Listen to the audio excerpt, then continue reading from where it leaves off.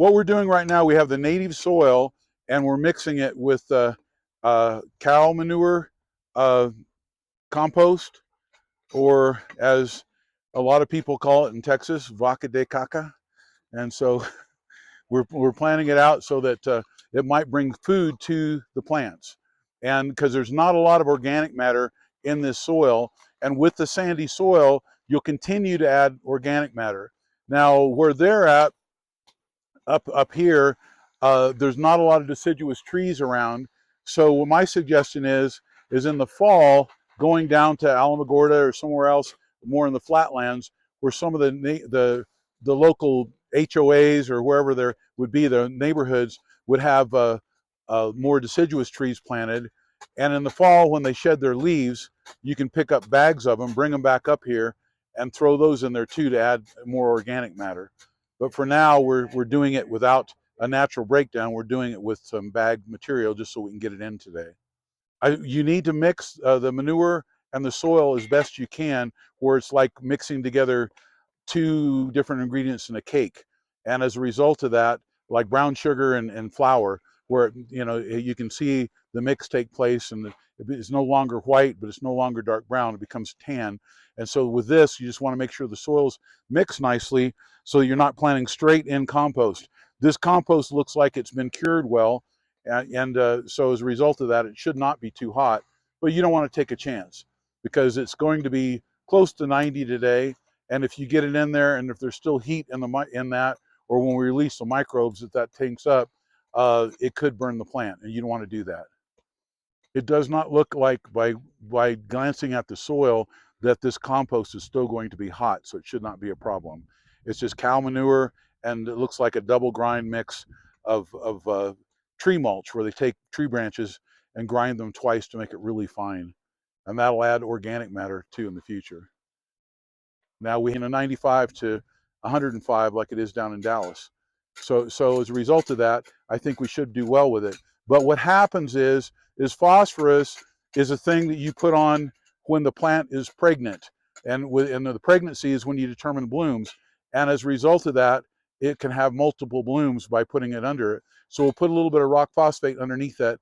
As a result of that, it'll help to feed the plant and make it create more blooms, and more blooms means more tomatoes.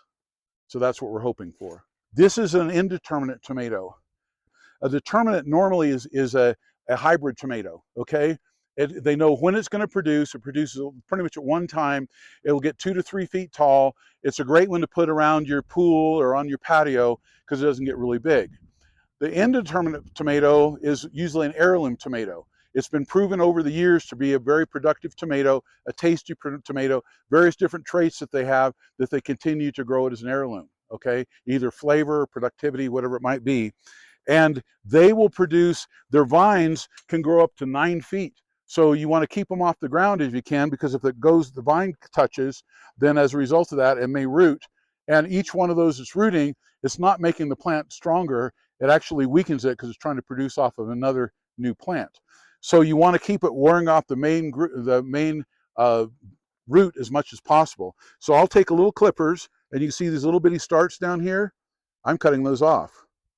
Okay, and I could leave these on because they're quite small, but I'll take this and I'll take this, and you think, oh no, he cut them, it only has a few up on top.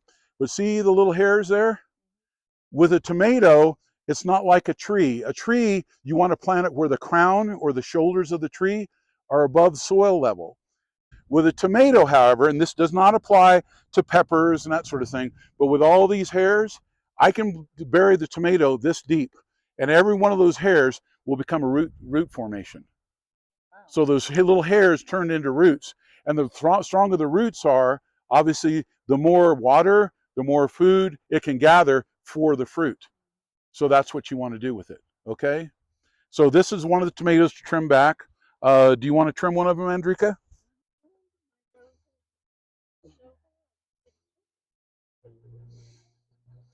And you can stop there if you want, but I would probably cut this one too. It won't hurt it. Okay, and that's ready to go on the ground. This little bit here. Oh.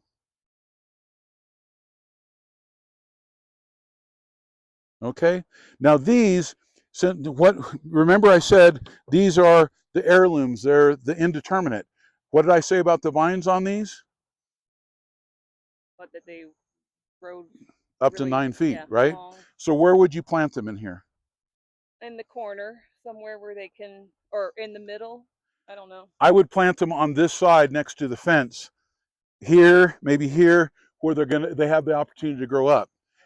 And they'll grow up and out, right? Yes, Yeah. and you can train them just like you do an espalier, a tree where it goes out and it's narrow instead of thick. Mm-hmm. Now, for those of you that are watching, they're out of Fort Worth or other places in the country, the reason this is so high is they have elk coming down through here in their yard. And the elk are like deer, but they're much, much bigger. And so we don't want them to eat their garden. So we're putting this fences up around here so that the elk can't get into them. You can take advantage of that also to trellis the fruit. All right. Now, the other thing we need to look at with this is this. This has been in these pots now for about 3-4 weeks in Fort Worth. It's not extremely root bound, but see the roots? The roots go around in a pot. And a lot of times you want to up pot your trees, like if you're growing citrus, lemons, limes, you want to up pot your trees because they get root bound and they're not able to produce fruit. And if they get heavily root bound, it's very difficult because they just grow in a circle and all the roots are compacted and not getting enough nutrients because the roots continue to grow longer. But with these plants, what you do here is you take them and you think, oh Lord, you're killing the plant. Nope. You just take it and I rip it open here. Okay. Then I turn it here and I rip it open here. See, now the roots are able to go out and around and then we plant it. Okay. So would you like to do the honors? Yep. We're putting in rock phosphate underneath the tomato plants in order for them to bloom. I'm hoping it's not too late for them. I don't believe it will be, but the rock phosphate will help them to have more babies, which means more blooms. And so that's what we're looking at.